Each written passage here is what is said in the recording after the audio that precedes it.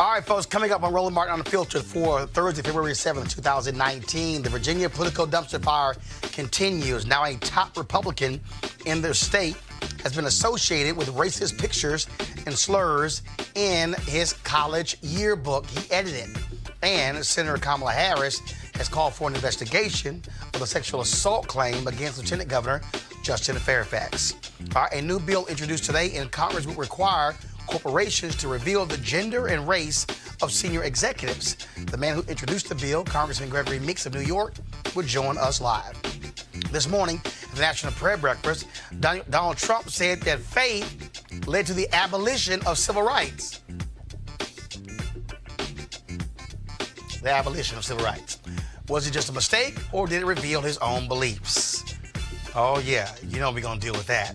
Also, y'all, the mother of Jordan Day was a teenager killed by a white man for playing his music too loud, is now a member of Congress from Georgia. Lucy McBath spoke out on gun violence at a congressional hearing. We've got her powerful video. Today is Black HIV/AIDS Day, and Dr. Cleo Monago is here with a proven effective plan to stop the spread of the disease among African Americans. And a veteran says he suffered a concussion when attacked by a police officer as he was peacefully filming an incident involving his cousin on his own property. We'll show you that shocking video. And Gucci tried to sell a $900 sweater that looked like somebody wearing blackface. What is wrong with y'all white people? It's time to bring the funk. I'm Roland Martin on the filter. Let's go. He's got it. Whatever the biz, he's on it. Whatever it is, he's got the scoop, the fact, the find. And when it breaks, he's right on time and it's rolling. Best believe he's knowing. Putting it down from sports to news to politics. With entertainment just for kicks, he's rolling. It's on go, y'all. It's Roland Martin, yeah. Rolling with Roland now. He's funk, he's fresh, he's real, the best, you know he's Roland Martin now.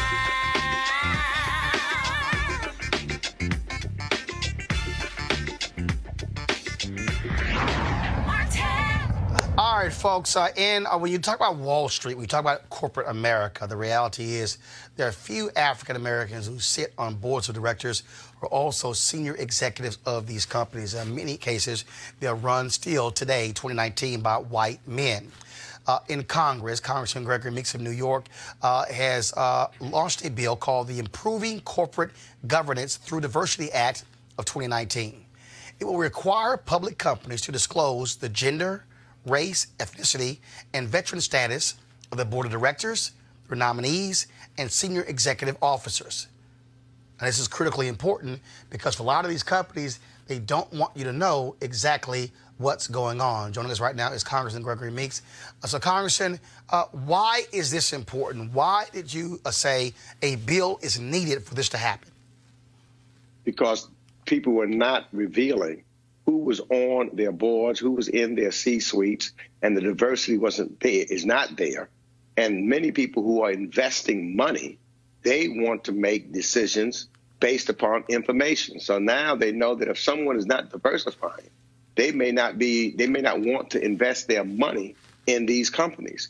And we've got to make sure it makes good business sense for these businesses to have people in the C-suites and the board of directors, because their businesses should be doing business with people that look like America. And America includes people of color, women, and it should be veterans. And now, we've had success in making sure that everybody understood. In fact, the Chamber of Commerce has even endorsed this bill. I was at Andrea Hoffman's Silicon Valley Cultural Shift Conference in New York a couple of years ago, and that was a brother who works with in the state of New York, and he said what they do is they question potential money managers as it relates to African Americans and others who are working in their offices, who are on the investment side, the banking side, the bond side, the legal side, because their deal is if you have largely white folks who are coming saying, let's invest the state's money, he said they want to ensure that other folks are participating in this process. That's absolutely right.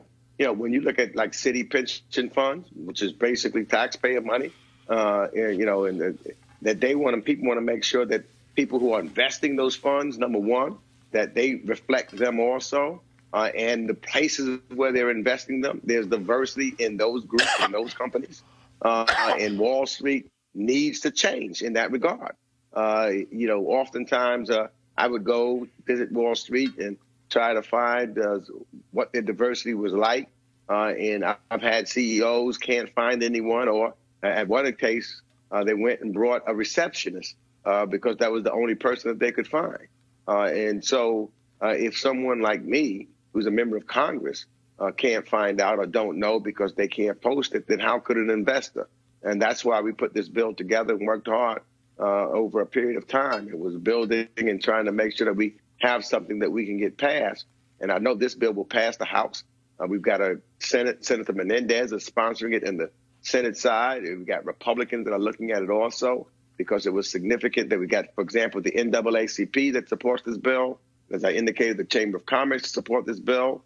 So it's a bill that we think that we'll be able to put on the president's desk and see whether he signs it or not.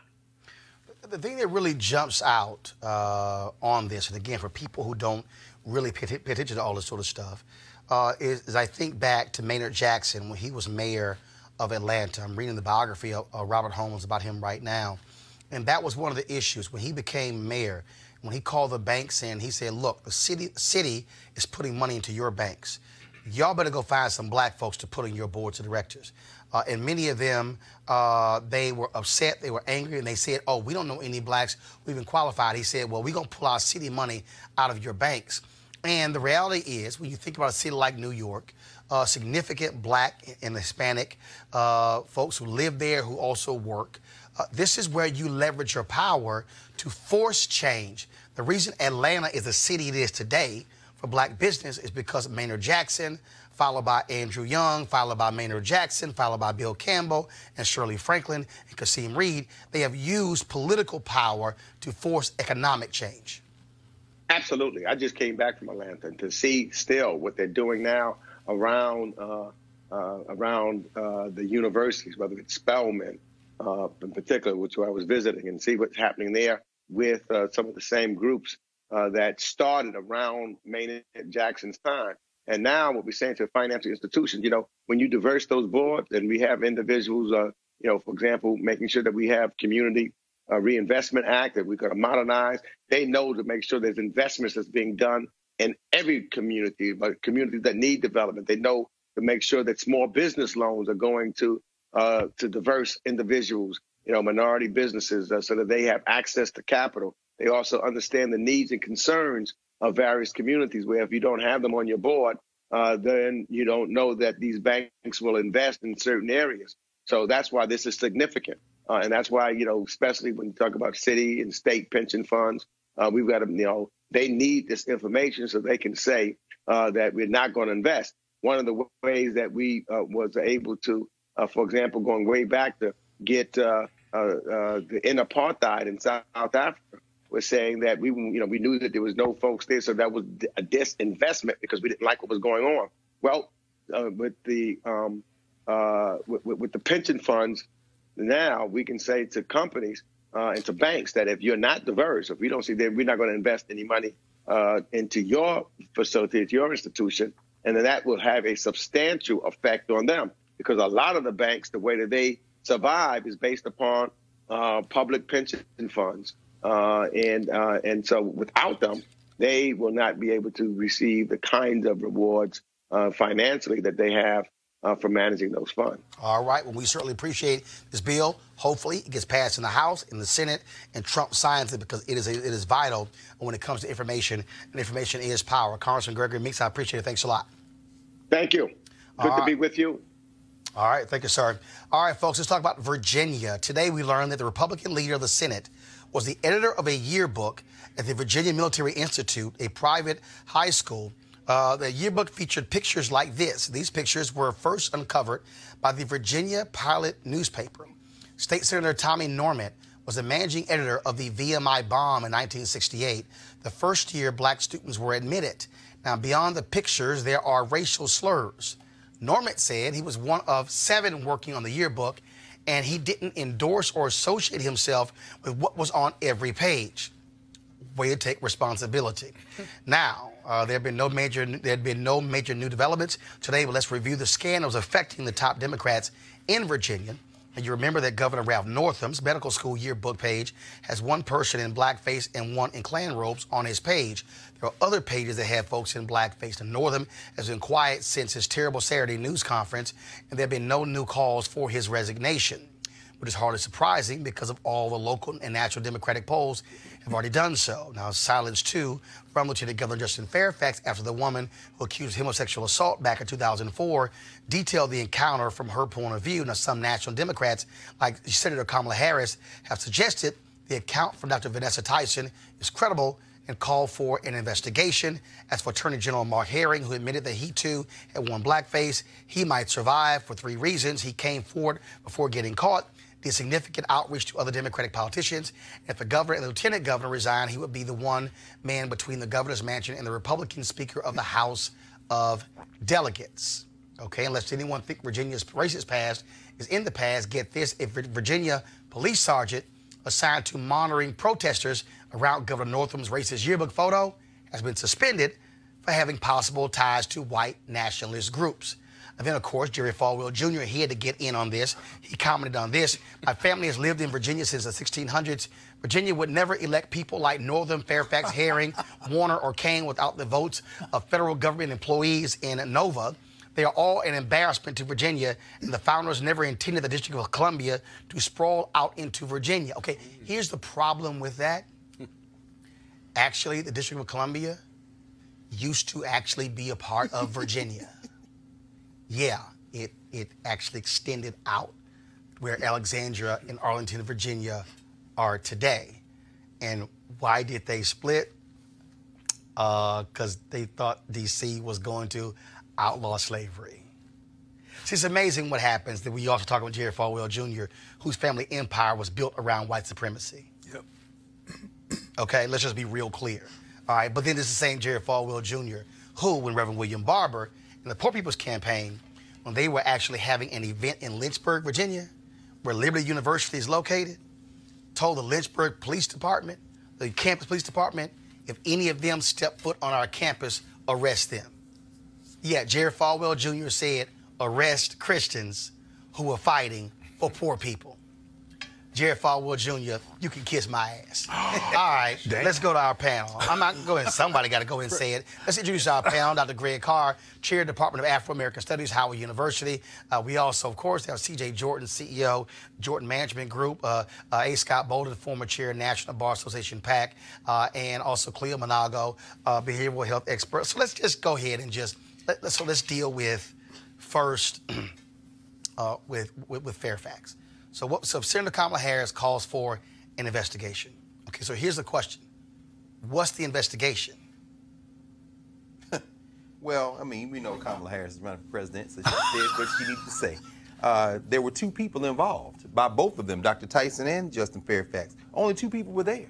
Yep. So I guess what, she want to interview them both, ask me to interview them both, and then at the end say it's not conclusive? She's just trying to score some political points. CJ, what do you make of this? Because again, when you look at this, we discussed this yesterday.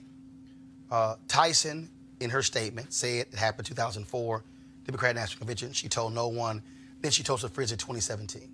So you don't. There's nothing that, unlike other cases where somebody said, "Oh, I told a friend immediately after it happened," or "I told a therapist." You have nothing like that. So when Senator Harris says there should be an investigation, what's the investigation? I think personally, again, as the handsome gentleman to my left stated, yes, with Senator Harris, she is running for president. But at the end of the day, I think, Dr. Tyson, she deserves to be heard. It is a he say, she say, because there are no witnesses. But then it brings back to the notion that women are saying that a lot of times these incidents are suppressed. And sometimes they're out of fear, out of a lot of things, as Senator Joni Ernest showed, that they don't necessarily go forward in those first couple of years because they are embarrassed. So I think the question begins, where will an investigation go? How should it be started? And then you also deal with the fact that you now have another congressman who said that she has shared this information with her Senator Bobby Scott of Virginia. Well, but the first thing you got to do is you got to have someone willing to investigate. You have to have a claim. You have to have a complaint filed, and that would be in Boston. And the 15-year statute of limitations for that type of investigation was still in place, so the statute of limitations is out. But this individual, the complainant or the accuser, has not filed a complaint. And it's been several years. So the investigation wouldn't be a federal investigation. It would be a state investigation. That is correct. Now, the Virginia has its state commissions, or the Senate or the House could investigate Justin Fairfax's conduct here. But what would the enforceability be, because it happened in Boston? Now, they could get or try to get corroboration. But the accuser's biggest challenge here is that she didn't file a complaint. She certainly has talked about it to a few opportunities she's had to, but then she did a program, as I understand it, on this kind of there was an interview she did in 2007 where she talked about the issue of sexual abuse. Exactly. And she talked about her father molesting her. And in that interview, she did not bring up what happened in 2004. Now, that doesn't mean it didn't happen. Right. But when you're doing these investigations, I'm a former sex crimes prosecutor. When you're doing these investigations, you look for corroboration. You look for inconsistencies, both the accused or the accuser, and then you have to come, if you can't get any of that going, if it's just his word against hers, you assess their credibility, and then because the prosecutor has discretion, right, then you exercise your discretion. You either go forward with a tough case or decide to decline to prosecute. But here's what you have. So we're a long way from that. But here's what you have here, Cleo. You have Democratic women who are saying, always believe the woman. A member of Congress who beat Barbara Comstock, Democrat in the House, she said, I believe Dr. Tyson. You have what Senator Kamala Harris said, she's very credible. You have folks who are saying that Fairfax should resign. And so you're saying, okay, wait a minute. So he should resign, but the question is, he's saying it was consensual. She's saying it wasn't. Still, I keep asking that question, what is the investigation if there's nothing that's literally there? Well, I don't think there's anything to investigate except for perspective and people's biases. But what about other witnesses? When people say they can investigate other witnesses, that we should trust women, that's a bias. Because not all women tell the truth. Not all women are angels who can all be trusted, though sexual violence is a problem. But something interesting also here is that she talked to people about her father molesting her. That's usually more difficult than talking about somebody else outside the family molesting them. So she went there, but didn't go there. Yeah, but also she went to Washington Post, I believe it was, to talk about this sometime. She went to the Washington Post. Right. The Washington Post did an interview with her. Washington Post decided not to. They also interviewed Lieutenant Governor Justin Fairfax right before he got inaugurated, and they said they could not corroborate his story or her story. There was nobody for them to talk to. Now, when did she write this narrative? When did she write this narrative that was on all over the media yesterday? Her lawyers did that. She hired lawyers. Said, this is very recent, right? She said that initially she saw a picture of him in October 2017, the month before the election when he ran for lieutenant governor and won, and saw it, and that brought back the flood of emotions. And she said she began to tell friends what happened in 2004. Well, no, like I said before, here's the deal. We know statistically only 2 to 6% of everyone that accuses of another person of a crime, including sexual assault, only 2 to 6% of them statistically ultimately are found to be lying about it, right? Another 90%, the rest of the 90% are telling the truth. So we know that we don't she's know which believable. one. We don't know which one she is. No, we don't know where the percentile the odds are she falls. Something may have happened, if you will. No. Hold on, one second. Right. 1 second. Something did happen. Something did happen. One second. One second. Hold on. You can make the point when I finish. Something did happen. She says he forced oral sex. He says it was consensual. What we don't have here, we don't have him saying nothing happened. She's saying something did happen. He's saying it was consensual. She's saying it was forced oral sex. So the act took place. Something took place. The act took place. Right. The issue here, which I keep asking, is that if there is an investigation, if you have a newspaper like the Washington Post, who has been covering a lot of these stories, say they could not find anyone to corroborate her story or corroborate his story. Right. She says, I told no one about what happened. Clearly, he didn't tell anybody, hey, I got a blowjob. All right? I don't know who goes around actually saying that. So the question is, you're now left with her making allegation, him, lieutenant governor, and folks calling for him to resign. Right. So the question is, should he resign based upon an allegation that he says he differs from her? CJ, then Scott.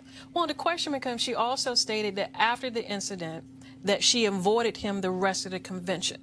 And so without any other things that you could say, you know, if there's no video that she rushed out of the room and, you know, in disarray or harmed, then you have to deal with, okay, who's going to go back to 2004 and who did she work with to see that she actively avoided Justin in their work environment? The statistical information I just quoted was showing that that something happened and that she's telling the truth. No. We know something happened. I know. The question is, they differ on what happened. Right. But to investigate, you need an accuser. No, he shouldn't resign if it's just this allegation. And if you were going to investigate, right, if you did have an accuser and you've got an accuser, but like a formal investigation, you would interview those individuals and you would see. You would ask, are there other people you communicated this to? Did he communicate this to someone else? And interview those witnesses. Are there any documents, diaries, any writings or documents that support the allegation? She says no.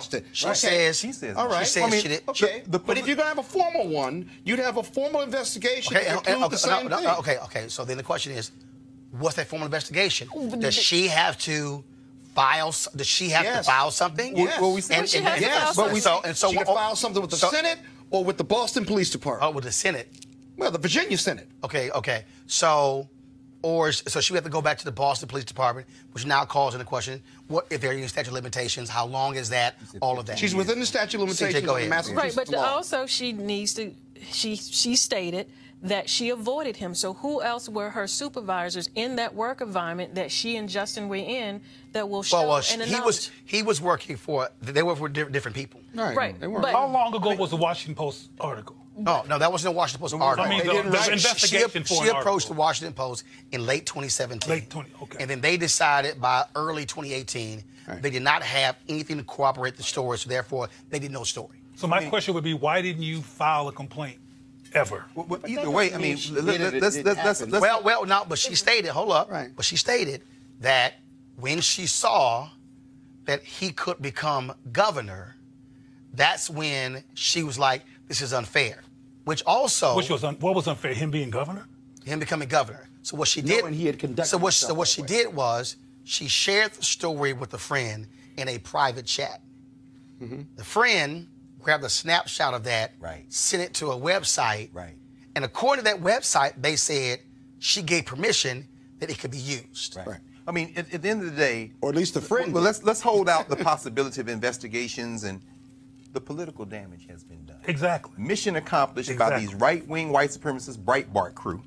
They're trying to take out the top 3 Democrats. Now, they probably didn't realize that their next in line But they didn't is make a racist. Hold on. Let's be clear. Okay. No. The website he's talking about was run by Republican operatives. Right. They're the ones who published the photo of Northern. Right. And according to the website, right-wingers who were angry, who went to school with him, who were angry with his abortion comments, said that's why they released the photos. Okay. Right. Exactly. So Right. that's journalism. No, come on. Why shouldn't he report? I think that's something I would want to know. Gotcha. Racist sabotage. Is it a picture with blackface? Greg, go ahead. No, all I'm saying, I don't care where it comes Scott, from. all I'm gonna say is this: we know for a fact that the head of the Virginia House of Delegates is not going to resign. Because this is what white supremacists don't do. They don't care. Now, in Justin Fairfax's case, of course he should not resign.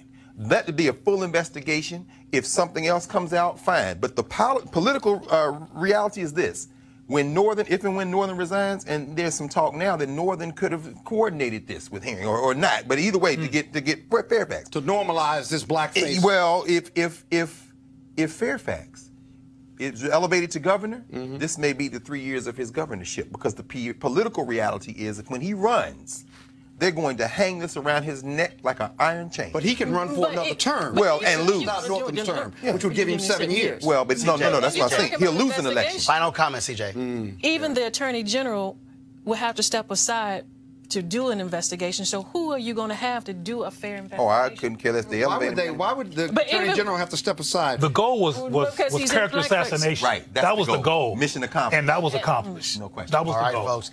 At the National Prayer Breakfast today, Donald Trump. I know. Donald Trump and National Prayer Breakfast. Really? Right. Long Y'all. as the evangelical. And then he burst into flames. Check this out. This is what he said. Our Father who art in heaven. Many of our greatest strides, from gaining our independence to abolition of civil rights to extending the vote for women, have been led by people of faith and started in prayer. I want y'all to run that back, just in case y'all missed that.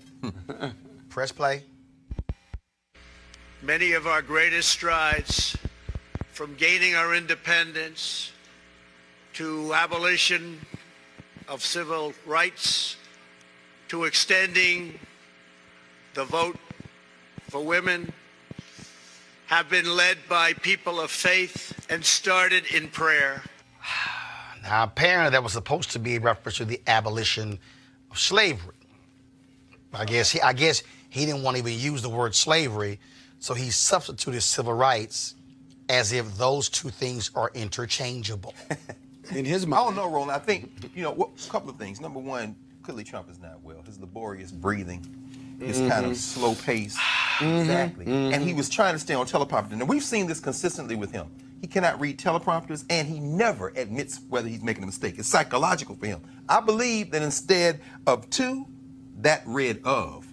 In other words, when he said abolition, it was probably comma, of, see how he paused? It probably said of civil rights. In other words, of abolition, of civil rights, but he never backs up. So he said of abolition, he missed the word and said of civil rights. In other words, and he never goes back. I think that was just a typical stupid Trump can't read a teleprompter mistake.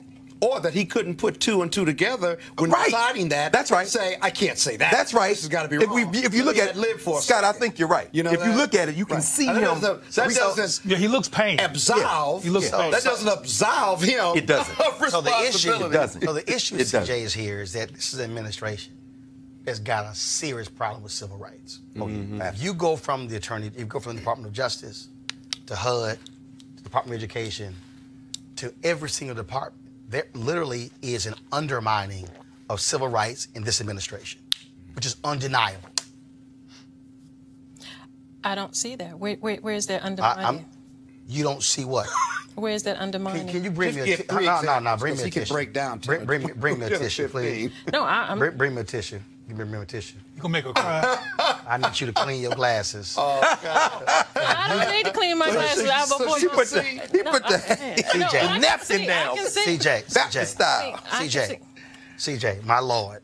There it is. Help me, Jesus. My Lord. The Department of Education. Lord have mercy. The rolling back on the civil rights when it comes to the suspensions of children. When it comes to sexual assault on campuses. Come on, brother. When it comes to the HUD, to the cities, y'all don't have to turn in your plans that will let us know how you're going to eradicate housing discrimination, because that's just too much work for y'all.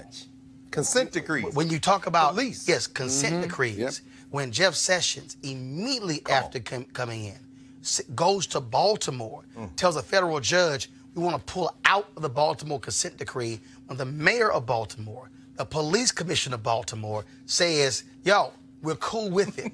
When they tried to say we don't want a consent decree in Chicago, and the Attorney General of Chicago, Lisa Madigan, had to actually step forward and say, no, we're going to have a consent decree. When Jeff Sessions says, oh, the consent decrees are hurting the morale of police departments, we're going to pull back in these.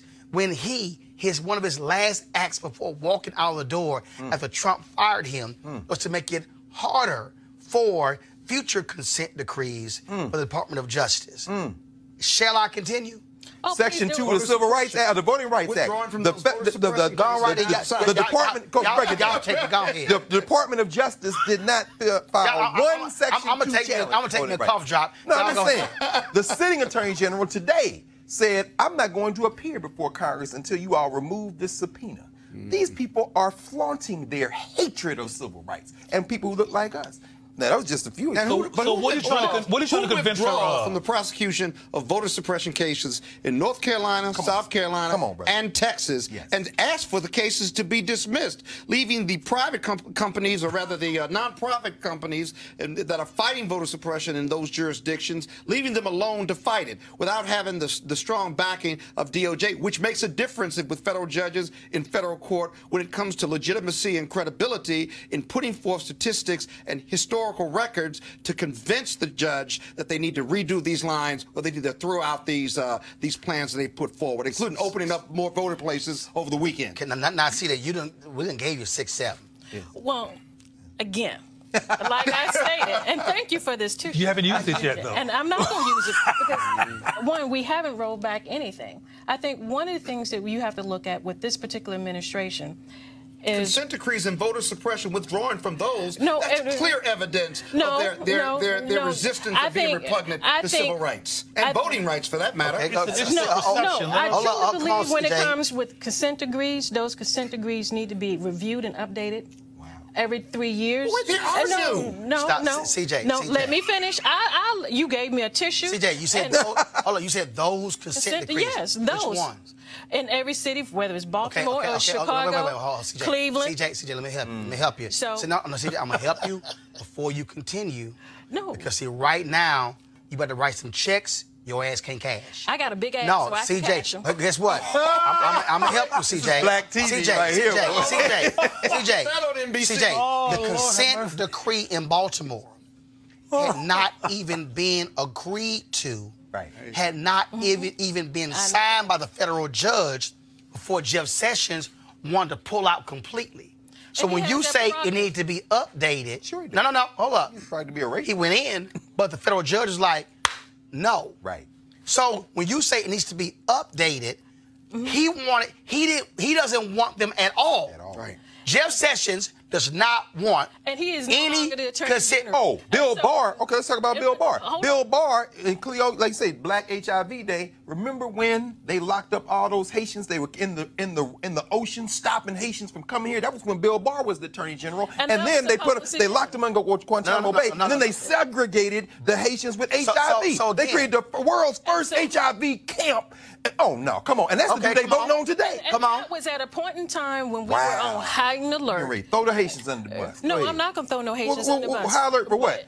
Invasions from Haiti? No. Fleeing a coup d'etat? No, go ahead. HIV. No, but I'm still trying to understand. And so when we you say there have been no rollbacks?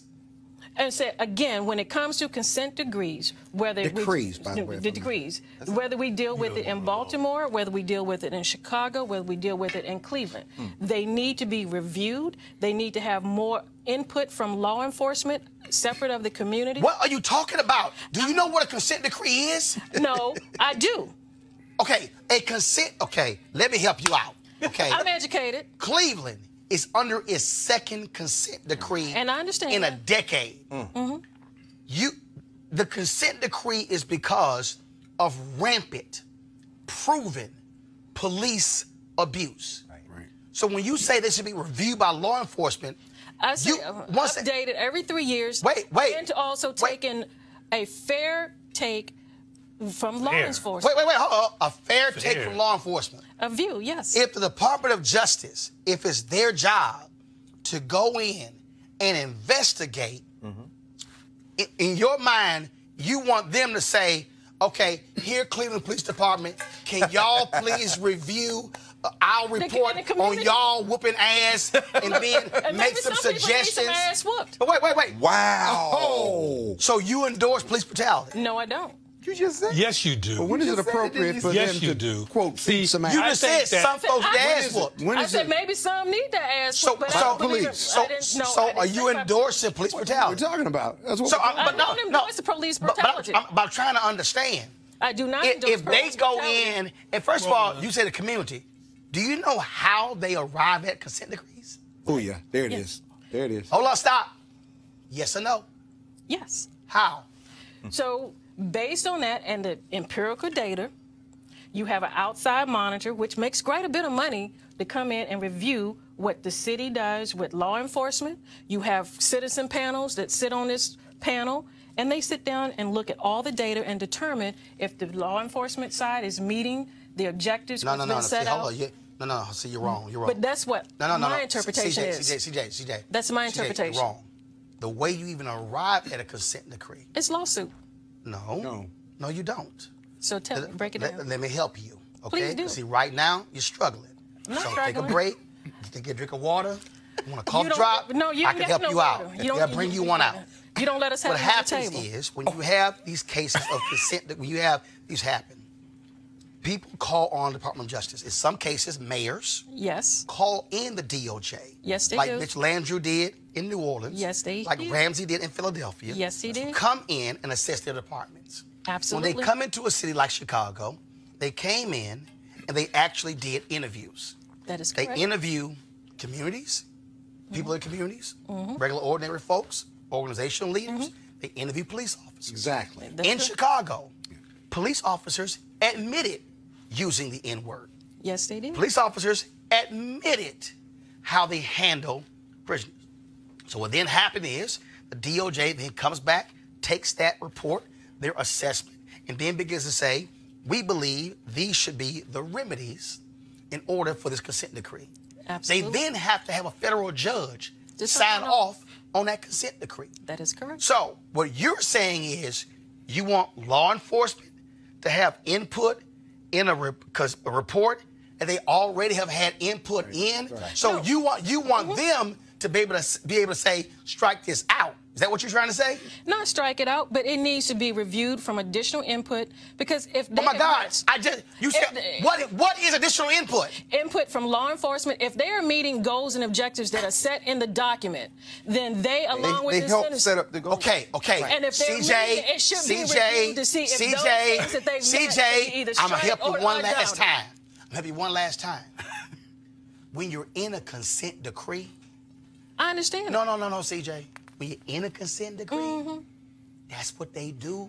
How we are improving, and And then the monitor Goes is in and going. looking to look Okay, at it. I'm listening, and if a department is actually getting better, then the department, if they achieve a certain level, then is released from the consent decree. I'm going back to Sessions and his DOJ wants no consent decrees. They want no oversight. Their deal is the consent decrees made the cop feel so their morale hurt them. They don't want anybody challenging the local police departments. And Do that you is- agree with that? That is correct. You agree with no consent decrees? I believe that I do believe. Roland, there should be- Y'all go ahead. Y'all go ahead. Martin, No, I mean, that's- why yeah. are you arguing with somebody's mind is inside of a Trump Republican context and doing logic and facts? They're not relevant. Yeah. You just got finished listening to Trump talk about abolition, whatever the hell he was talking about. I mean, he represents the perspective of the confused. Yeah. Or just an outright lie. Why- In other words, why do you feel didn't they have to be we didn't take confused? people's choice. Because Roland drugs are coming in over the border. Let's just make it up. Everybody in this They panel. are coming over be the honest, border. Oh yeah, they're pouring over in Mexican Everybody in this socks panel just and broke hats down and- to you yeah, with of crystal course. clarity Doesn't matter. the context here. And then Roland's final question was, do you agree with what Sessions did? And you said yes. So Which this- means that all those facts that he just broke down is in the logic of it and the fact that it could deflect violence toward black people, which has been perpetual people need from their ass police whipped, department. Dr. And some people need their ass whooped. Scott, go ahead. Having relevant. participated in a couple of these and having clients as well as witnesses in some of these, the police input is super important. And their input is omnipresent, beginning, in the middle, and at the end, and after the consent decree is signed. It's not like the police are isolated in some wheelhouse somewhere and have no input. They're constantly input because the monitor is there because the local police department cannot be trusted. But some people need their ass whooped. Yeah. Period. That's the bottom Scott, line. can I ask you a question, Scott? Police. Can I ask you a By question about who? this, Scott? In your experience dealing About with our these, mamas? but are there law enforcement officials who look at these consent decrees with some form of relief? In other words, good cops, who are saying, finally, we can get in here. Because I'm thinking that's what was going on in The Baltimore. local police department and the leaders of the police department from the conflict they have with the unions. There you go. That's why you bring in the feds. Okay, CJ, you got any final comment? No. Okay, I thought so. All right, y'all. Jordan Davis was a 17-year-old black teenager. A white man got upset with music coming from his vehicle, and he pulled a gun and killed Jordan Davis. Happened in Jacksonville. His mother has been an activist ever since then. She's now a member of Congress. I'm talking about Lucy McBath. And now, of course, she is in Congress addressing this very issue. And so yesterday on Capitol Hill, they had a hearing dealing with the issue of mass shootings and dealing with the issue of gun violence. And so a powerful voice on this issue. And this is what she had to say yesterday. Thank you so much, Congressman Johnson and Chairman Nadler, and to all the witnesses that are here today. As many of you know, gun violence is an issue that is deeply personal for me. In 2012, my son Jordan Davis was shot and killed by a man who opened fire on a car of unarmed teenagers at a gas station in Jacksonville, Florida. And Jordan was only 17 years old. Jordan would be turning 24 this week, February 16th. After my son's death, I dedicated my life to advocating for common sense gun safety solutions, but it was the shooting at Marjorie Stoneman Douglas High School in Parkland, Florida, that year that finally motivated me to run for Congress. Yesterday, I brought Jeff and Margaret Binkley to the State of the Union as my guests. Just 3 months ago, the Binkleys experienced a tragedy that no parent should ever have to endure. Their daughter, Mara Binkley, was killed when a man entered a yoga studio in Tallahassee, Florida, and shot 6 people, killing 2 before taking his own life. Mara had a bright future ahead of her and was eager to do so and eager to do good work in the world. But her dreams were cut short by a hateful man with a firearm, and she was only 21. Far too many families experience tragedies like ours every single day. The pain of losing a child to gun violence never ends. And it's in that pain that drives me to do this work to prevent gun violence.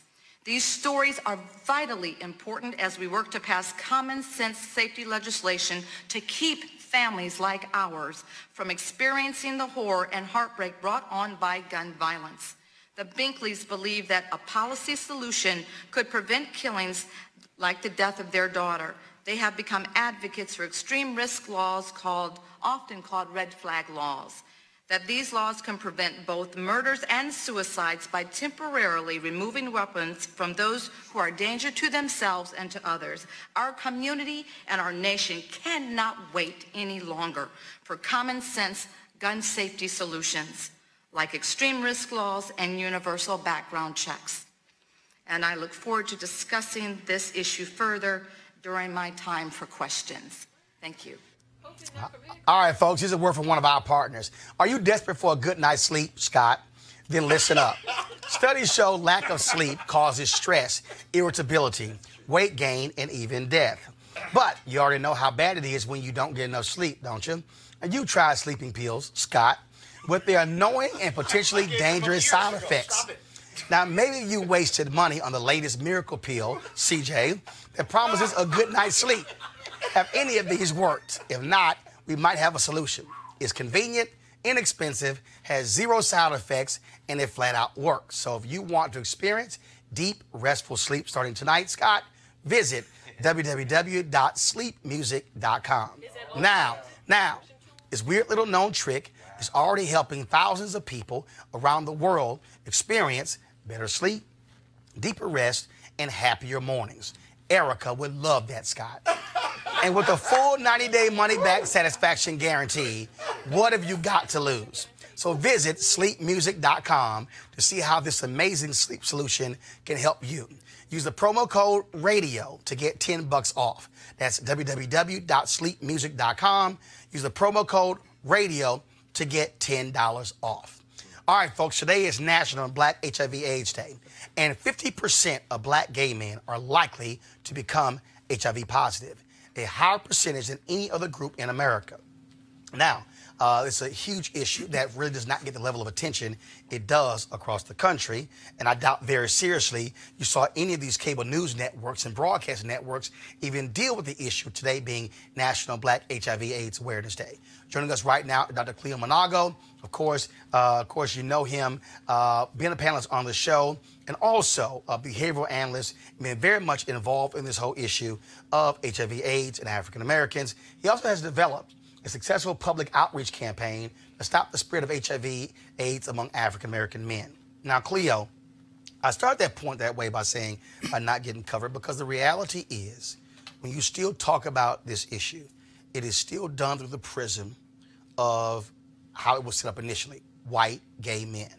When you look at the resources and how they're spread out across the country, they still are going to largely white gay male organizations. Yes. And in cities across this country, black organizations have been fighting in these cities to get more of those resources. I remember when we first met, I told Cleo about a story. There was a sister who worked in the Bush administration who had went toe-to-toe with a group of white gay male organizations out of LA.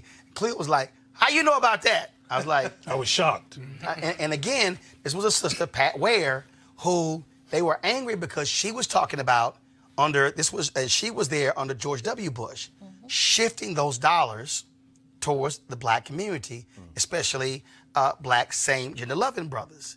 And that's a fundamental issue when we talk about this issue of HIV/AIDS in African Americans, but especially same-gender loving folks. Well, thank you for allowing me to address this issue on National Black HIV/AIDS Day. I want to do what I tend to do, which is talk about context. First of all, what you said is true, that the resources have not been coming to the community, but there has been some resources coming to the community. So the other issue that we have to deal with is not just a lack of resources, but who white people give the resources to. That's a long story, but the bottom line is that they tend to give it to black identified men who are part of the white gay community, not black folks who are part of the black community.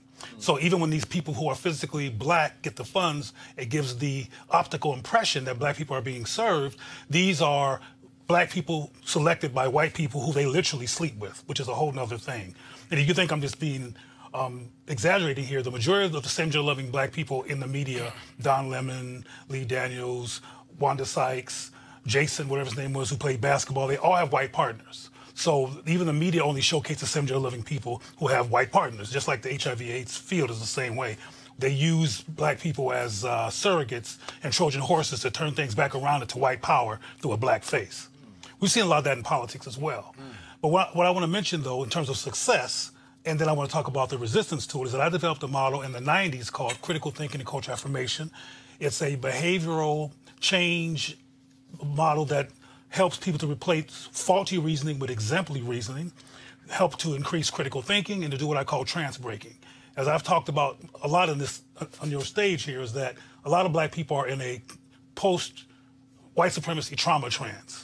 We're not fully present because we're confused by a lot of things in the society. If you want to check more about that confusion, listen to Dr. Frances Welsing and read anything she's ever written, and she breaks it down quite quickly. And there's also a sister, Leary, who talks about post-traumatic slave syndrome. I call it all a trance. We are not really able to be fully present because we're constantly playing dodgeball with our self-esteem, because we live in a culture that constantly demonstrates and implies that being black is a problem.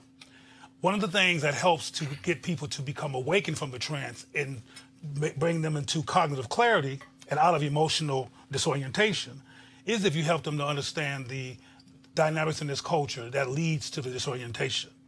Don't got time to get into all of that, but I'll give you a basic example of one of the things that creates disorientation in black people self-conceptually. Like I've said before in your show, when you watch television and when you watch media, you rarely see black people loving each other. It's always a comedy or it's a special moment. It's not a reliable, ongoing phenomena on the major news stations, the major TV stations. Well, that is an example of something that implies that loving black people or being loved as black is in question. So if black people are in question about their worth, when it comes to, for example, HIV and sexual activity, if you're involved in sexual activity and you are considering self-preservation, but your value of being who you are is in question, you might learn to throw away the whole concept of protecting yourself. because you're not clear that you're valuable enough to do that. Am I making sense, or am I confusing you? Well, my model helps people to understand that those phenomena exist, how to unlearn and decode the norms in this culture that imply that black people have no value and that black men have no value. For example, HIV among black women has gone down. I don't know if any of you have seen the statistics. But black men, ever since the late 80s, have been through the roof, and now you're hearing 1 out of 2 might get HIV in 2019. It's still through the roof. Well, for example, in terms of bias in this culture and the anti-black male implications, when this dude wrote this book called The Down Low, right? Oprah brought him on her show, and she rarely talked about black issues, but that was one of the rare times that she did. And J.L. King implied that black men were not trustworthy. The fireman, he literally said the fireman, the mailman might be trying to get your woman, it might give her HIV. It was crazy. The bottom line is that show re-stigmatized black men again. And there's never been any clear focus on a national basis to humanize, care for, and focus on black men as being valuable. There's never been a black men's lives are valuable campaign in this country. So the bottom line is that black men, regardless of the sexuality, because police brutality is feeding into the implication of the lack of value as well. The society, I mean, you talked about, I hate to go too many places, but it's all relevant. You talked about during the elections that black men back off. All this is relevant. This attack on the black psyche, this attack on the black self-concept, the lack of valuing what black men go through. For example, we hear about black girl magic. We hear about the black women who have been politically powered in the Democratic Party. It's almost like black men don't exist. Now it's just time to talk about rape. Now it's just time to talk about what Trump did at his union speech. He only showed black people when he showed felons. Yeah, criminality. He didn't show black people. That whole thing creates a disorientation, a trauma impact, and a question in the subconscious of black people, am I valuable? So if you want black people who are at high risk, like black men in terms of HIV and AIDS, to reduce their behavior, there has to be a strategy, a technique, one that I've developed, that helps them to decode, unlearn, and recognize in this culture all of the messages that imply that they have a lack of worth. So how have you been able to get that program, that initiative off the ground? Well, I'll try to be brief with this one. As I mentioned, I developed the critical thinking culture affirmation model in the late 90s because of racism, white supremacy, both in blackface and whiteface. There was resistance to me because you think you're the first one to call me super black. They were calling me that back then. And it was something wrong with caring about black people. You know, just caring about black people means you're militant, you're angry, blah, blah, blah. You can't be just a rational human being who's concerned based on data and statistics about reversing a problem in your community. But that's how it was seen. And the gay community, as well as the HIV/AIDS community, is ran by white folks and the black people who love them. So there was lots of resistance to me. So it took me a lot to get this model put into the hands of the federal government for testing, to check its efficacy. To make a long story short, a sister named Dr. Naina Harawa, who's an epidemiologist in Los Angeles, heard about my model, heard reverberations about people being excited about it, and men saying it had an impact on them, and came to my agency, the Emergency Center in Los Angeles, and said, can we test it? It was tested over a 5-year period through very rigorous testing processes that was considered legitimate testing framework by the federal government, and it was proven to be efficacious and that the model worked. And what work means, to be clear, is that it took people from the disorientated non-clarity around reducing their risks to being clear enough to value themselves in their community. Because if you're willing to put yourself at risk in your community, there's clearly a lack of value for both. Right. Well, my model, which is a very detailed process, in the long run, have to realize, wait a minute, I'm valuable. My community is valuable. I'm not going to put us at risk anymore. I'm not going to put me at risk anymore. So what I think some people had a problem with is that core to black mental health is black mental clarity regarding the elements and impact of white supremacy on the black psyche. The impact of white supremacy on black people being reliably interested in self-preservation and self-protection. And if you are calling yourself an N-word and you're constantly hearing messages and images and looking at a media that only makes you a criminal like Trump just did at his union speech, one more, and I'm going to end with this, well, I know I'm going on a while, but what I learned through a lot of my research is that when there is a traumatizing situation on TV, like Dylann Roof murder, etc., we don't sit down with our children, I've said this before, and actually give them a chance to debrief, to say how I felt about that. And so the implication is that we can't talk about it. It's kind of like rape in the family. Which is also why, for me, on national media, they immediately jump to, oh, black people forgiving. Exactly. I'm like, no, hold up. No, I mean, I ain't got that yet. Exactly. But that was the whole thing right after. They're like, oh, my God, they're just forgiving already. And I'm like, no. Because, see, white folks were not forgiving Muslims after 9/11. Right. And that whole forgiving thing, which is part of the white strategy, is to create disorientation around black worth. So because if we have to forgive them, that means they're still superior.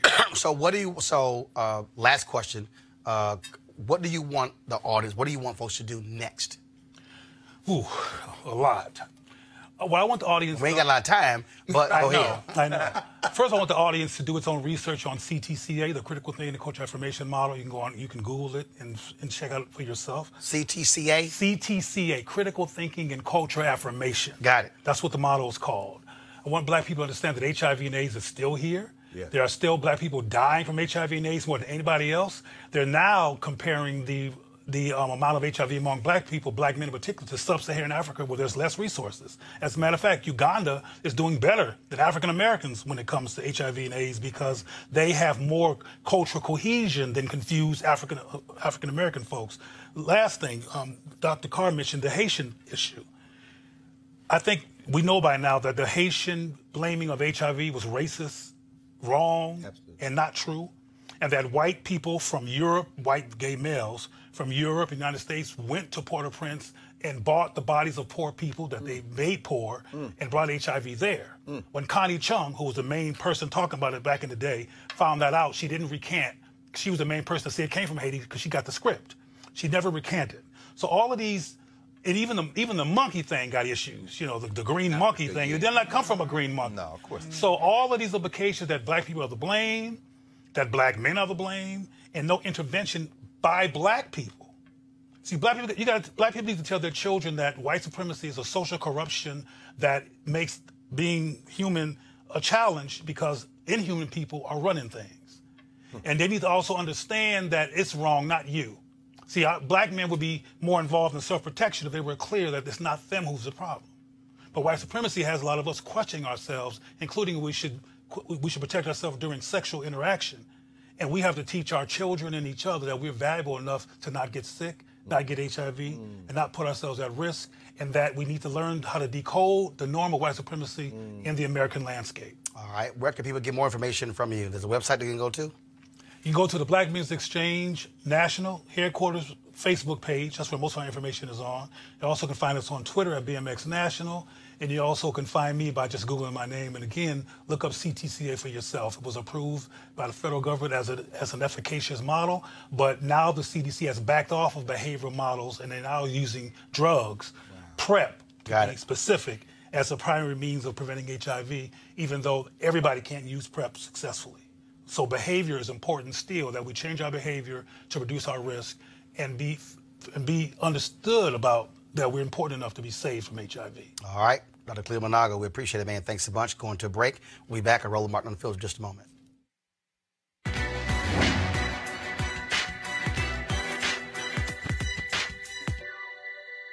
The important thing is not how much money a person makes. It is what he does with it that matters. Business person, A.G. Gaston.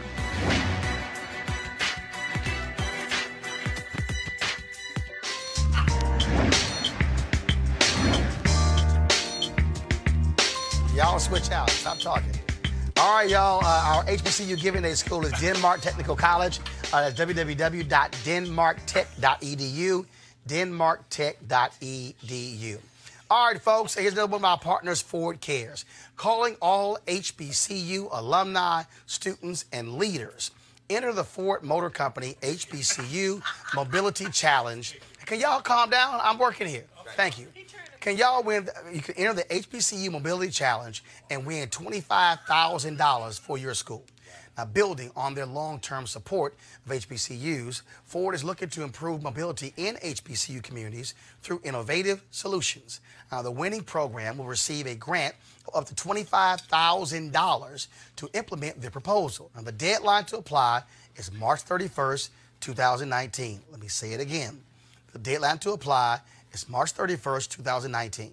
I want you to go to fgb.life, fgb.life for more information and to apply. Ford goes further in our community, and we appreciate Ford Cares being one of the partners here with Roland Martin Unfiltered. Now, folks, yesterday we told you about Amber Evans, a well-known community activist from Columbus, Ohio. She's been missing for more than a week. Well, today the Columbus police tried searching a river near where her car was found abandoned, but the current was too swift. If you have any information about Amber Evans, please call 614-645-4624, 614-645-4624. Also, Tuesday would have been the 24th birthday of Trayvon Martin had he not been murdered by George Zimmerman. Now, remember, this case was really what launched, in many ways, the next phase of Black Lives Matter, is where the hashtag came from, and so many folks were stunned by it. And so, again, Trayvon would have been 24 years old on Tuesday. Now, today would have been the 32nd birthday of Sandra Bland. You recall she was the sister stopped by the police, by a state trooper in Waller County, Texas, for failure to signal a lane change. Now, this is the guy after he followed her, and he was looking for something to charge her with. Now, after the trooper stopped her, it escalated the situation when he demanded she put out her cigarette, even though she was not legally required to do so. She died 3 days later in that particular jail. Her death was ruled a suicide. An investigation by the Texas authorities and the FBI found the jail violated its own procedures on visually checking on prisoners. And here we are nearly 4 years after her death, and the Waller County Jail still faces the same issues. On January 25th, a 34-year-old African-American, Evan Parker, was found hanging from his cell. He was taken to a local hospital and died 2 days later after suffering injuries from the hanging. Parker was on suicide watch at the time of his death, and his death occurred a month after an inspection determined jailers were not correctly observing the incarcerated people in their care. Mentally ill and suicidal people like Parker are supposed to be checked on every half hour. Inspectors found jailers looked in on them roughly every 74 minutes. That's what we're still facing there in Waller County, Texas. All right, folks, a California police officer is under investigation after a Marine veteran is accusing him of using excessive force. Now, Adrian Burrell started filming Officer David McLaughlin, who pulled over Burrell's cousin in front of their home. Watch the video. Why are you taking off like that, man? Huh? Why are you taking off like that? Get back. No. Get back. Nope. Keep your hands where you can see them. Keep your hands right up. You're interfering with me, my man? You're interfering, so you're going to go in the back of the car. That's fine. Okay. Dude, stop resisting. I'm not resisting you. Stop resisting. I'm not resisting you. Put me on the ground then. If you keep fighting me, I will. I'm not fighting you. Dude, stop fighting. You're going to go on the ground.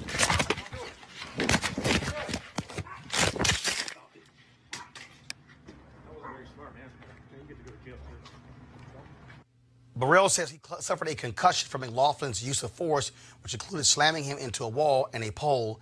Burrell asked the officer to cuff him in the front after suffering injuries in the Marine Corps. After McLaughlin realized he was arresting a veteran, he changed his mind and uncuffed Burrell and thanked him for his service. But this isn't the first time Officer McLaughlin has been accused of behaving violently. Last August, he pulled his weapon out on a restaurant patron after a heated argument. He was off duty at the time. The patron was arrested and claimed McLaughlin slammed his face into the concrete during the arrest. McLaughlin has also engaged in 2 officer-involved shootings since he joined the force in 2004, and he remains on duty.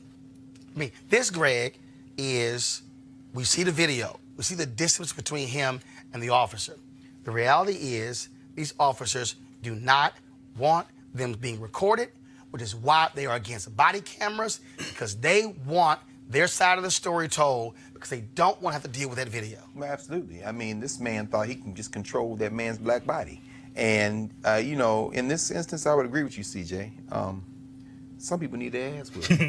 And it would be Officer McLaughlin at this point. Because I at the don't end of the day, disagree. I mean, and Dr. Monago laid it out for us. He did. I mean, what does it mean for black lives to have no value? These police like that just basically decide we don't have any value. You can do whatever you want. CJ, he is standing on his porch. He's happening in his driveway. And the officer saying, "Oh, I need you to back up, back up, back up," when he was not even near the officer. Oh, absolutely. This is a blatant case of where the officer needs to be investigated. He needs to have his gun and his shield taken away while he goes through this review. And then his full jacket needs to be pulled based on prior incidents and to determine whether or not he should stay on the force. Well, Cleo, this is also why we have consent decrees. Yeah, this is why we have it. But what I want us to look at is that the white dude, the cop, the brother was on the porch just filming, but he wanted to get over there and control him one way or the other and claim and imply that he was resisting and he was not. Because again, those are, by reading the Sandra Bland story earlier, Yes. we all know now what are the code words. You're resisting. Yes. You're fighting back. Because those are the lies they've always been able to tell without video. You can hear the brother. You hear his tone. "Sir, I'm not resisting. That's right. I'm not resisting." And he never elevates his voice. The officer he's escalating the situation, just like the officer did with Sandra Bland, because they are trying to create the reaction. But they're also completely resentful of you having the nerves to defy them even a little bit. That's right. Who do you think you're defying me? That's right. And they get off, I think in some cases on even a sexual level, they get off on the idea of taking a black body and being in absolute control of it, and they will kill your butt if you don't do what they say in many cases. And I want to say this, Sandra Bland, I don't believe she committed suicide. This other brother has some mental health issues, and I believe he did commit suicide, but I don't believe Sandra Bland committed suicide. I want to make that clear. All right, folks, let's deal with this story here. Now, I already told you we already got enough ignorant, crazy white folks in America. Add the Italians to it. Now, check this here out. All right, this is Gucci, okay? They have some black. I want y'all to show. Come on, y'all. Come on. Thank you. Wow. All right. So Gucci, y'all, came up with the idea of creating this sweater. No, sir. $890. No, sir. No, sir. Y'all, this is a sweater. No, sir. Okay.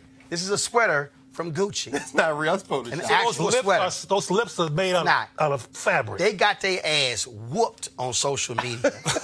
Apologized. They've now pulled the sweater from stores and online and said, quote, "We consider diversity to be fundamental value, fully upheld, respected, and at the forefront of every decision that we make." What? How much? But $800, $900? $890. Come on, man. That's what they were charging for that sweater, which essentially is blackface. No, it's black. It's a coon. It's a coon show. All you need is a hat and some white gloves, and you can go on stage. If it wasn't for the disorientation that I talk about at CTCA, we would just not do nothing with Gucci ever again. Right. 'Cause so what? They apologize, but to have the vision to even put that out there. Gucci Mane need to change his name. Soulja Boy need to take off that Gucci headband. It's very dehumanizing of black people. It's similar to December when Prada, they sold The these monkey. blackface keychains. There were monkeys. No, that one's worse. Anybody I saw walking down the street with that would be taking their life in their hands. But what's worse is what's worse than all of this is some of us gonna go buy some Prada, some of us gonna buy some Gucci. Somebody might have that sweater. Because just like black men who are putting themselves at risk for HIV, we are constant questioning of our worth as well. So when white people like Prada and Gucci put out racist, crazy stuff, we still go and buy it. It's ridiculous. It's the same mindset. Good thing that Gucci don't spread HIV that we know of. And here, go to my computer, please, iPad. This was the Prada keychain that they were selling for $550. Man, come on. We're not talking about Ralph Northern with a Klan outfit on a blackface. This is 2019. No, see, white people being white people is going to happen. We need to have a transformation around tolerance of white supremacy. Sure. And stop allowing ourselves to be played and thinking that we are doing something wrong by resisting white supremacy. Right. Cleo, go ahead. I'm sorry, CJ, go ahead. I'm waiting for the other celebrities and athletes that are wearing it, which is Rihanna. I'm looking at the list right here. Well, that's what I'm saying. Wearing Gucci. Wearing Gucci. Blake Lively, Brad Pitt, didn't he just do Plan B? He making all the black movies. Right. He got Bill Street out for an Oscar. Of course, Plan B. Anytime you see him, that's our great white movie father. We need to, at the Oscars, whatever is coming up, I'm hoping nobody be wearing Gucci on the runway. How about that? See, right. Well, that's a sign of intelligence right there. Yeah. Well, we shall see what happens. All right, y'all. We got to go. It's been quite an eventful show. We want you to support Roland Martin Unfiltered by going to RolandMartinUnfiltered.com. Here's the deal. My organization wants to give you $1,000, by the way. All right. I appreciate that, my brother. I appreciate that. And I need y'all to understand, okay, there's no other show like this, all right? I told you, a discussion about National Black HIV/AIDS Day is not happening on cable news networks, okay? A real discussion about Gucci is not happening on other networks. We keep talking about needing our own. We also got to support our own. We got to fund our own freedom. And so, yes, we have advertisers who are partners with us, but that's not enough for us to do what we do. So we want you, you can use Cash App, PayPal, use whatever means you want to use to support the show. Go to RolandMartinUnfiltered.com to join. Some folks, if you want to give every month, that's great. You only want to give one time in a year, that's great. Our goal is to get 20,000 our supporters to give at least an average of $50 each for the year in order to make this show possible. This is about being independent and having our own. That's why it's important. So we want you to support us. Go to RolandMartinUnfiltered.com. Now, here's what's coming up next, okay? I was in LA in October, had an unbelievable conversation about voting with comedian Ali Sadiq. But it's not just about voting. This brother spent time in prison, and you've got to watch this interview. When you listen to Ali talk about the older brothers pulling him aside in prison, telling him, you don't belong here. Wait till you hear the story of what they did on the day of the Million Man March in prison. I'm telling y'all, I have done a ton of interviews over the course of my career, and this ranks as one of the best, most insightful interviews I've done. You don't want to miss it. So we're going to end this live stream of this show, and then we're going to launch the interview with Ali Sadiq right after we're done. You do not want to miss it. I got to go. Holla.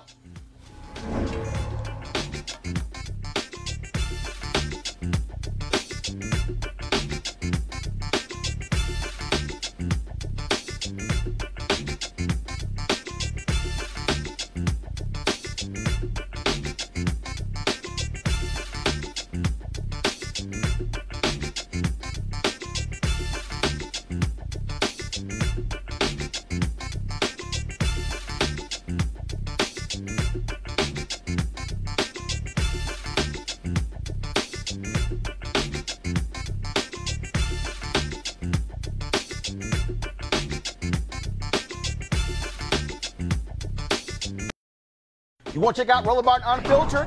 YouTube.com/Roland S. Martin. And subscribe to our YouTube channel. There's only one daily digital show out here that keeps it black and keep it real. It's Roland Martin Unfiltered. See that name right there? Roland Martin Unfiltered. Like, share, and subscribe to our YouTube channel. That's YouTube.com/Roland S. Martin. And don't forget to turn on your notifications so when we go live, you'll know it. Hey fam, want to check out Roland Martin Unfiltered, the blackest show on all of digital, cable, and broadcast. Check out our audio podcast. There's only one daily digital show out here that keeps it black and keep it real. It's Roland Martin Unfiltered. Press play. You want to support Roland Martin Unfiltered? Be sure to join our Bring the Funk fan club. Every dollar that you give to us supports our daily digital show. There's only one daily digital show out here that keeps it black and keep it real. It's Roland Martin Unfiltered. Support the Roland Martin Unfiltered daily digital show by going to RolandMartinUnfiltered.com. Our goal is to get 20,000 of our fans contributing $50 each for the whole year. You can make this possible. RolandMartinUnfiltered.com.